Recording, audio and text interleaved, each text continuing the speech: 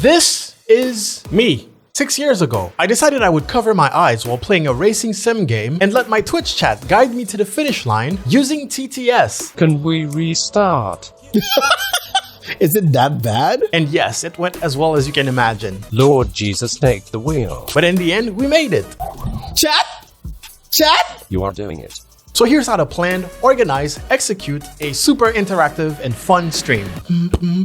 What's happening? What's cool, cuz? What's cracking in? The very first step is to find a good TTS for chat. A quick search on Google and we find twitchtts.net, but the one I actually used is speechchat.com. It's actually a pretty good and reliable chat box other than being a TTS reader. It also gives you a bunch of cool options. Of course, you can choose which voices, but like the voices are pretty standard. But to make it extra fun, switching to a different language will give you an accent, really. Start the car.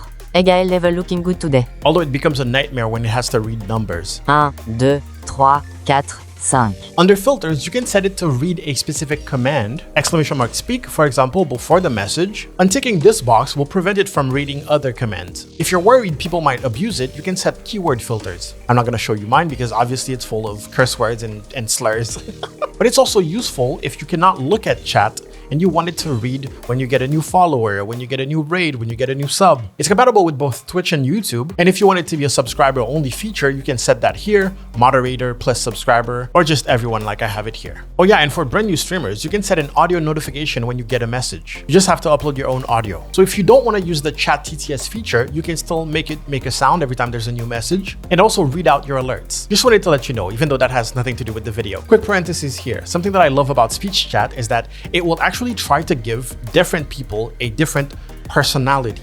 So the text will be read like slightly faster or slightly high pitch or things like that. So you can tell when a different person is speaking. It can also read the names before reading the message, but I would advise turning that off. I think it's better if you don't know who's saying what, even if you can recognize the speech patterns. T-N-O, hot and nothing but freezing cold. Always walking the heat on road. All I want is peas and hoes. So the next step here is to figure out which game you want to play. In my opinion, you need a game where you can get from point A to B without getting punished too much. Of course, I picked a racetrack that had very little turns, and I believe that still took an hour or two. I've seen YouTubers do the blindfold thing with GTA 5, for example, where the goal would be to get them to the airport from the top of the map. In my opinion, a game where you're severely punished for dying, where you're gonna respawn all the way back, might be very difficult to accomplish. For example, I wouldn't do this with Dark Souls or with Super Mario World. A good idea might be to actually test this with your friends in Discord before attempting to do it on stream, because if you start a stream and you hype it up and you get a bunch of people in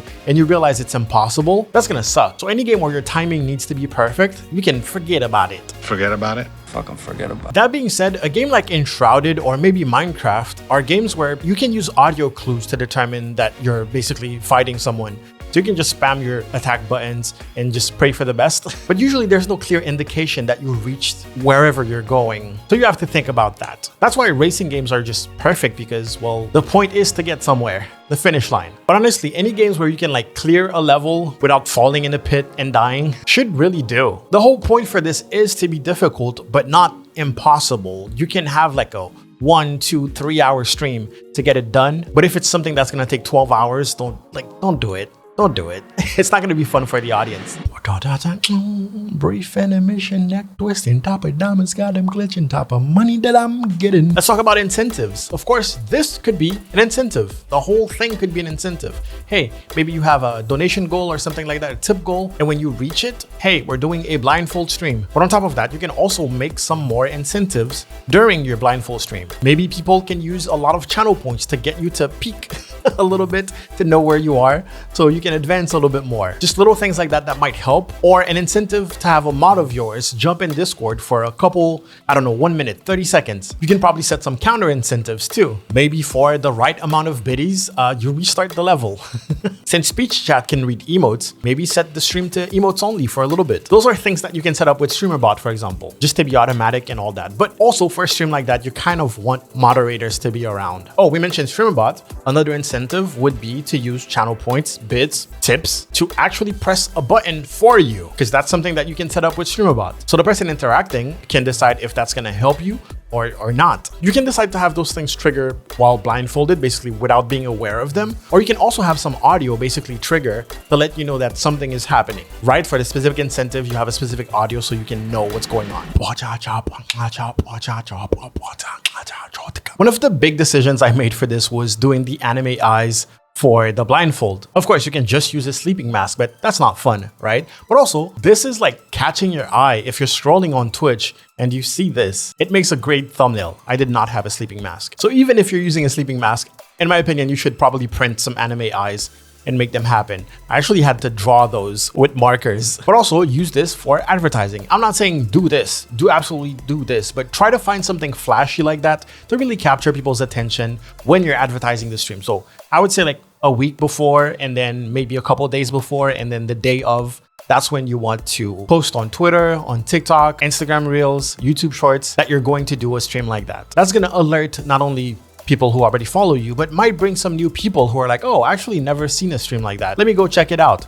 Those people most likely are going to come from the actual going live tweet, because no one is gonna, write you down on their schedule when they don't know who you are. Oh yeah, I forgot, I had blurp. I had people be able to trigger random sounds. So, so the extra jump scares could be incentives too. So yeah, if you're organizing something like that, I would make maybe a flyer, or I would make maybe a little video. As I said earlier, if you want to test this with your friends on Discord before you do this stream, you could record maybe a little portion of it, maybe do a little, a quick little montage of that, and then tell people, hey, this is how the stream is going to be.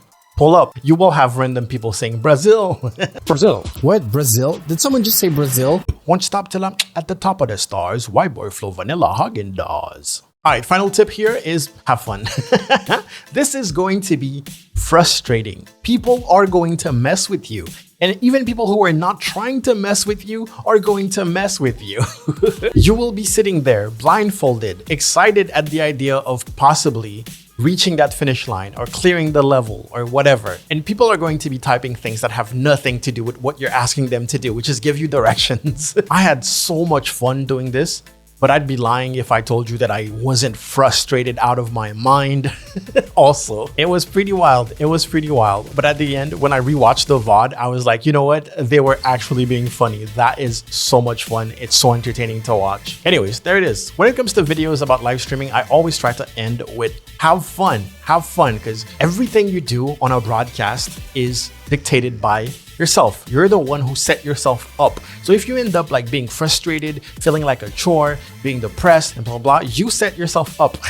It's not a bad thing. You can learn from it because you learn a lot of things about yourself while live streaming. No one knows what it feels like to sit down for 4 hours to 0 viewers trying to be entertaining, speaking to yourself until they tried it. You do not know how you will react. But most importantly, the way you react the first time doesn't need to be the same for the rest of your life. You can grow, you can learn, you can be better. Let me know if you like this format where I'm not, showing you OBS tutorials or basic stream advice, but where I actually go and tell you about a creative thing that you can do for your community and they might appreciate it. So leave a comment to let me know if you like it. But also if you have some ideas for live streams like that, make sure you like the video, make sure you subscribe with the notification bell on. And finally, share this with your streamer friends because I know you have streamer friends. And I will see you next time.